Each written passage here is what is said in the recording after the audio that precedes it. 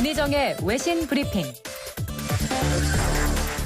네, 밤사이 들어온 국제뉴스 정리해드립니다. 문희정 국제정치평론가 전화 연결돼 있습니다. 평론가님 안녕하세요. 네, 안녕하세요. 코로나19 발원지를 놓고 계속해서 지금 미국과 중국의 갈등을 빚고 있는데 이번에는 국채 관련된 이야기가 나왔어요. 어떤 내용인가요? 네, 먼저 국채에 대해서 좀 설명을 드리면은 이 각국 중앙정부가 자금 조달 등을 위해서 발행하는 채무 증서인데요. 5년 만기, 10년 만기 이런 식으로 이 일정한 기한이 정해져 있고 이 만기가 되면은 국채를 보유한 국가나 기업 등으로부터 반드시 매입을 해야 합니다. 네. 이 미국 국채는 지급이 보장된 세계적인 최우량 안전자산으로 인정을 받아왔고요.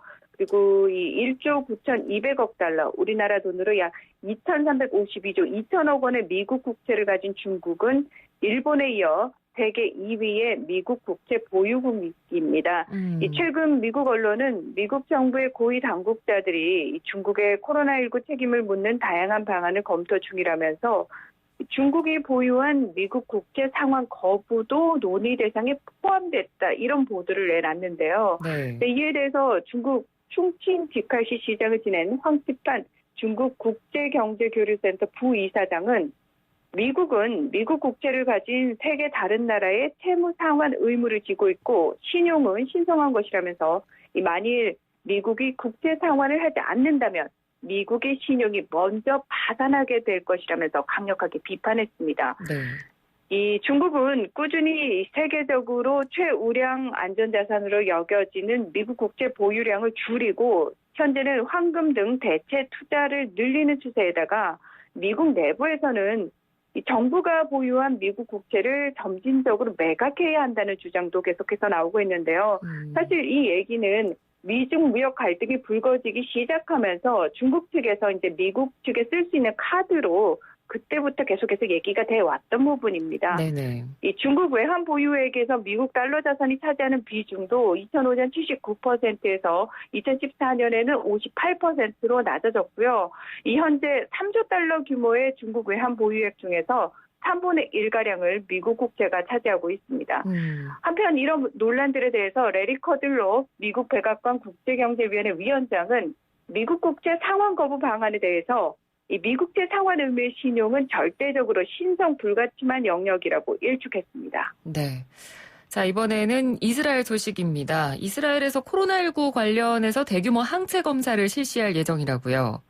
네, 그렇습니다. 이스라엘 보건당국이 1, 2주 후부터 이 전국 지정 의료기관에서 총 10만 명 규모로 코로나19 항체 진단검사 프로젝트를 진행할 예정인 것으로 알려졌는데요. 이는 전체 인구 중에서 코로나19에 노출된 비율을 파악해서 집단 면역 가능성과 또 올해 가을 닥칠 2차 유행의 규모를 가늠하는 근거 자료로 활용하기 위해서라고 합니다. 이 대규모 검사 프로젝트를 위해서 이스라엘은 미국 식품의약국 FDA로부터 긴급 사용 승인을 받은 미국과 이탈리아의 항체 진단 시약 4천만 달러, 약 500억 원어치를 구매를 했다고 하는데요. 네. 이스라엘 당국은 이 항체 검사 결과 만약 이스라엘 인구의 10%가 노출됐다가 회복된 것으로 나타난다면 가을에 다시 유행하더라도 중환자실 치료가 필요한 인원은 약 2,300명 정도로 추산이 돼서 현재의 이스라엘 의료체계가 수용할 수 있는 수준이라고 밝혔습니다. 그리고 이처럼 항체 형성률이 높다면 이동 통제와 영업 제한 등 현재 시행 중인 봉쇄 조처를 조기에 완화할 계획이라고도 밝혔습니다. 하지만 이 반대로 좀 비관적으로 항체 형성률이 1% 정도로밖에 나타나지 않는다면 중환자가 12,000명으로 확대가 되기 때문에 이 현재의 의료 시스템이 감당하지 못할 가능성이 커지게 됩니다. 네. 한편 이와 관련해서 세계보건기구는 코로나19 바이러스 감염 후 생긴 항체의 방어력 여부나 지속 기간은 확실치 않다면서 이스라엘 당국의 항체 검사 결과의 해석에 주의를 당부하기도 했습니다. 네.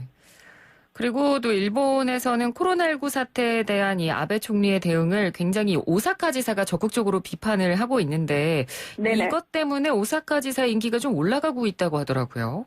네, 그렇습니다. 일본 마이니치 신문이 어제 정치인들의 코로나19 대응에 대해서 평가한 여론조사에서 요시무라 히로후미 오사카 지사가 1위를 차지했다고 보도를 내놨는데요. 네. 요시무라 지사는 지난 5일 그 일본 정부가 코로나19 출구 전략에 명확한 기준을 제시하지 않았다고 비판하면서 감염 상황 등이 일정 요건에 부합할 경우 활동 자제와 휴업 요청을 해제하는 내용의 자체 기준인 오사카 모델을 확정해서 발표했습니다. 그러자 일본의 주요 언론 매체가 이 긴급사태 연장을 결정하면서 구체적인 출구 전략을 내놓지 않은 중앙정부를 비판하고 이 오사카 모델을 호평하는 보도를 쏟아내기 시작했는데요. 네. 아마도 이 보도들이 이제 여론에 좀 영향을 미쳐서 오사카 지사의 인기가 올라간 게 아닌가 그렇게 분석이 됩니다. 네. 이 한편 일본 정부의 코로나19 대응을 맡은 니시무라 야스토시 경제재생 담당상은 지난 6일 기자회견에서 이 요시무라 지사의 발언에 대해서 강한 위화감을 느낀다고 불쾌감을 드러냈고요. 아베 총리도 6일 저녁 인터넷 동영상 중계 사이트인 니코니코 특별 프로그램에 출연해서 출구 전략에 대해서 구체적으로 거론하면서 각 지자체가 독자적으로 판단하는 것이 기본적인 구조라면서 요시무라 지사를 견제하는 듯한 발언을 하기도 했습니다. 네. 자, 이번에는 미국으로 가보도록 하겠습니다. 도널드 트럼프 대통령이 이란에 대해서 무력 사용을 제한하는 의회 결의안에 대해서 거부권을 행사해서 논란이 되고 있다고요.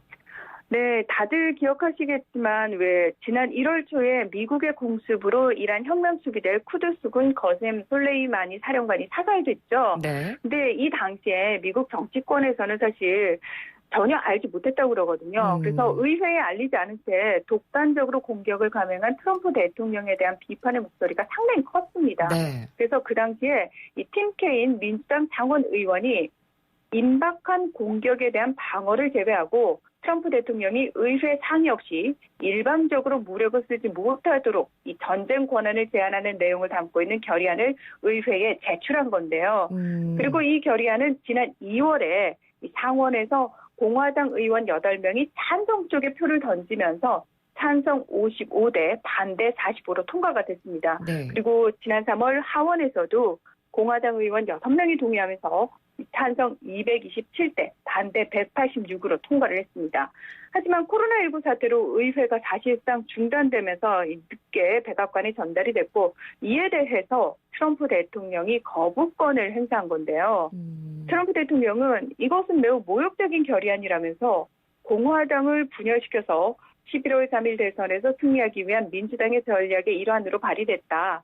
이 결의안에 찬성한 일부 공화당 의원들은 민주당의 손에 노란한 것이다. 이렇게 막 비판을 쏟아냈습니다. 그러면서 솔레이마니 사령관에 대한 공격은 합법적으로 이루어졌다고 다시 한번 주장을 했습니다. 네. 네. 문제는 이렇게 대통령이 거부권을 행사한 결의안을 의회에서 재결의하기 위해서는 상원과 하원에서 각각 3분의 2 이상의 찬성표가 필요한데요. 제가 앞서 표결 그 숫자도 말씀드렸다시피 사실 이 거부권을 뒤집을 정도의 표를 충분히 확보하지는 못했기 때문에 다시 재의결되기는 좀 쉽지 않아 보입니다. 네, 그렇군요. 자, 그리고 끝으로 미국 대법원에서 이 가장 고령인 루스 베이더 긴스버그 대법관이 원격으로 재판에 참여해서 화제가 되고 있다는 소식이네요. 네, 코로나19가 우리의 일상의 많은 부분을 변화를 시켰는데요. 네. 사실 대법원에서 판결 역시, 그러니까 재판 역시 원격으로 진행이 되는 상황까지 불러왔습니다. 네. 이 미국 연방 대법관은 죽거나 본인이 은퇴를 결심할 때까지 그 직을 유지할 수 있는데요. 이 현재 진보 진영을 대표하는 긴즈버그 대법관은 87세로 최고령입니다. 이 대통령이 임명하기 때문에 사실 어느 정권이 들어서느냐에 따라서 보수와 진보 성향의 대법관들이 임명되곤 하는데 트럼프 대통령이 취임한 후에 이 연방 대법원은 보수와 진보가 5대 4로 보수적 성향을 띠게 됐습니다. 따라서 만약 긴즈버그 대법관이 물러나게 되면 이 보수와 경향은 더 뚜렷해질 수밖에 없는데요. 네. 1993년 빌 클린턴 전 대통령에 의해 임명된 긴즈버그 대법관은 여성으로서는 두 번째 연방 대법관입니다. 여러 차례 건강이 좋지 않아서 많은 우려를 낳았지만 반복되는 수술과 입원에도 불구하고 스스로 물러날 뜻이 전혀 없음을 밝히기도 했는데요. 최근에는 담낭염으로 입원한 병원에서 재판 기록을 살펴보면서 원격으로 구두변론 재판을 진행하는 열정을 보여서 화제가 된 겁니다. 네. 한편 이번에 전화로 진행된 재판 당시에 누군가의 휴대전화로부터 변기에 물 내리는 소리가 흘러나오는 해프닝이 벌어졌는데요.